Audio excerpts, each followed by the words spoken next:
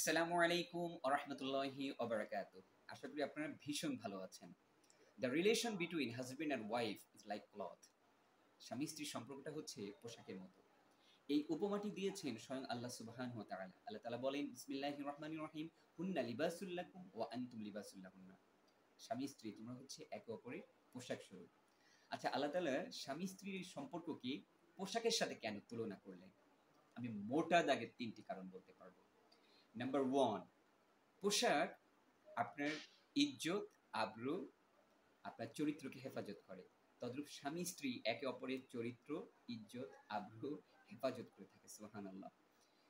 Number 2 হচ্ছে পোশাক আপনার গায়ে এক ধরনের ওম বা এক ধরনের প্রশান্তির পরশ বোলায়। শীতকালে যখন আপনার খুব শীত লাগে তখন কিন্তু পোশাক আপনার গায়ে এক ধরনের প্রশান্তি বা এক ধরনের ওম দিয়ে থাকে, রাইট?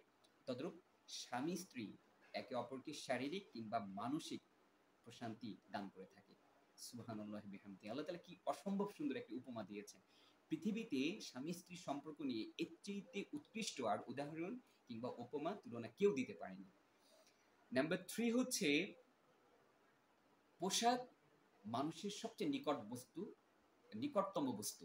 অর্থাৎ এই যে আমার এই যে পোশাক দেখছেন, এই পোশাক এবং আমার দেহের মধ্যে কোনো পার্থক্য নেই, কোনো দূরত্ব নেই। অর্থাৎ এই যে কাপড় হচ্ছে মানুষের সবচেয়ে নিকটবর্তী বস্তু বা একটা বিষয়। তদ্রূপ স্বামী এবং স্ত্রী একে অপরের সবচাইতে নিকটবর্তী বন্ধু, দ্য ক্লোজেস্ট ফ্রেন্ড। তো এই কারণেই আল্লাহ তাআলা স্বামী-স্ত্রীর সম্পর্ককে পোশাকের সাথে তুলনা করেছেন। সুবহানাল্লাহ।